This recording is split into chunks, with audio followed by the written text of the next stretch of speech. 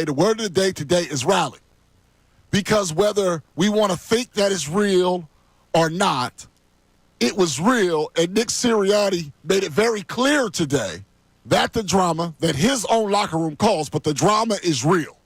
Because you don't play my prerogative and start singing and dancing for the part where everybody's talking all this stuff about me. Why can't you just let me live? You don't play that if you aren't acknowledging that there's been drama. So now that we've established for everybody there was drama, this is now the opportunity to rally. Even though they created it, this kind of stuff, if everyone responds the right way, can bring people closer together. That's the good thing about a lot of adversity in life. Whether it, not just in a locker room. Ricky will speak about the locker room in just a little while, being that he lived it. But think about your own life with the people that you're really close to, how going through tough times can help you, can make you even closer if it doesn't break you apart completely. And and for the side of the people out there, for the fans out there, I'm acknowledging all of you that say that this is no big deal, that this was media blown up, then fine. Then you have nothing to worry about.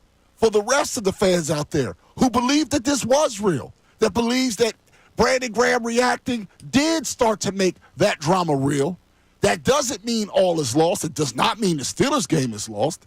What it means is this is an opportunity for a group of adult men to rally together, just like a family would, just like any kind of friend group would. Friends have fights sometimes. And if you believe that A.J. and Jalen Hurts are fine, like many people believe their words, I don't know if I fully believe it, but if that's what they say and if that's real, this is an opportunity to grow together, and it can start on Sunday. And I will admit that even though I find Sirianni's mannerisms odd, he's at least trying to put the right message forward by playing that song at practice today.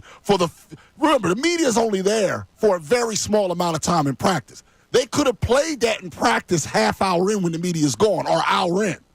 They instead made sure they played that song right when as many cameras would see it.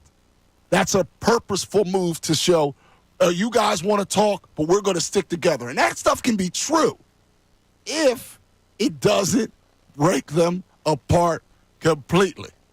Tough times absolutely can help a football team, baseball, basketball, everybody, family, job. It can bring you together if it doesn't flat out destroy you. And ultimately, this is what this is going to come down to this week. I think the Eagles are going to rally together. But what do I know? Ricky Batalico, You played at the highest of levels. If you were on a team like this Eagles team, and you went through something like this week, where you and I know that some of this is real, or it was definitely real. But if you were on this football team, do you think you and your teammates could find a way to rally around it to become stronger on Sunday? I do believe that, because I think at some point it becomes almost like a little bit of a running joke if everybody apologizes and everybody I think that's the main thing. The main thing is you got to get those apologies in, and you got to listen up to what each player is saying to each other, and then the belief happens, right? Okay, yeah, they were just not necessarily messing around, but AJ was upset at one thing. Obviously Jalen Hurts is upset about, not being able to throw the ball as much as he wants to also. But they just went at it different ways. So you have to come to your senses almost by yourself and say, okay, do I trust these guys again to get on the same page? And if you do, then you can move forward. If there are guys in there that say, wow, this isn't going to work if they're going to sit there like this the whole time, or they're going to be this bitter going into the season still, or going into the next game, how is this going to work offensively? But I think, after all is said and done, and it seems like Nick is almost joking around about it now, I would say they've gotten over that hump. I think you have to get over a certain hump with all your teammates, and it almost turns into the joke of what happened earlier in the week. So I think they've gotten to that point, and now it's kind of all business again. I'm glad the defense really didn't get caught up in it, so that's a good thing. Yeah, they didn't really. Except for Brandon Graham, who's not playing. Actually, it really didn't go beyond two guys. Right. The other 51 guys plus the coaches were unscathed. But they knew something was up. Oh, yeah, they knew. You know what I mean? They know somebody's bitter, somebody's not happy. Who knows? AJ might be like this a lot. Maybe when the press isn't there, he's like, get me the damn ball. I would imagine with the way BG responded that's the case. I'm sure and he that's probably why is. BG responded But that you're way. absolutely right. You've brought this up before. It's not just him. It's No. all receivers. All these receivers, they want to put up stats. They want to put up numbers. So, now let's go to the next step today as we talk about this rallying together. And do you believe, whether you think the drama is real or not, that they will rally together? 610-632-0975. Now we have to get into the actual football game and how it should look, how it needs to look going forward. So let's just start with the thing you just mentioned, Ricky Bo, the A.J. Brown touches. Now, here's where something natural can fit together. Now, I believe, truly, part of the reason the slow starts are they're seeing what the defense does, and they make adjustments. But they have not scored much in the first quarter. I can't deny that. I don't care, mostly because it hasn't mattered, and I care about the final score more than the opening score. But clearly, there's a void there as far as points go.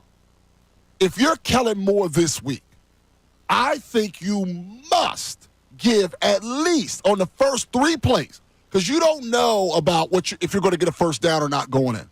So when you put together your script, I know they script as if they're getting a touchdown.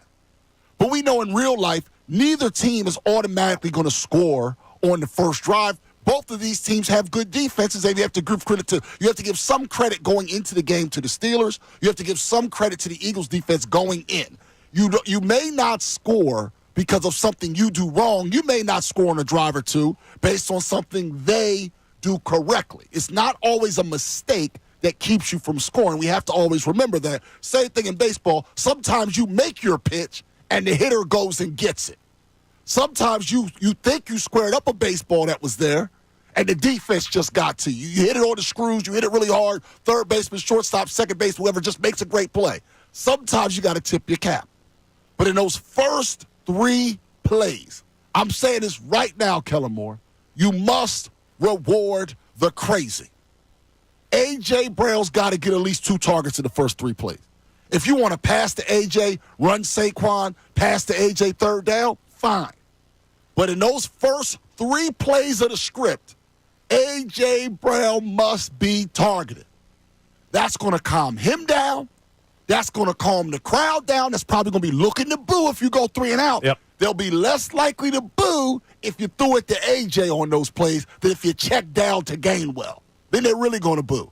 For everybody's sake, to start the game, if you want these guys to rally together and you want to get full buy-in from A.J. Brown, he got 4 targets the other day. He's got to get 2 targets in the first 3 plays so he knows you're involved.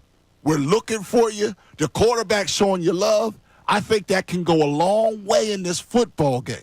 The question is, though, will Kellen Moore do it, Ricky? Because so far through, 13 games, he has not been targeting A.J. Brown heavy early. It's interesting you brought that up, all right, because last year, if something like this were to happen, if it was somebody's birthday, they would get a carry for a touchdown, if I'm not wrong.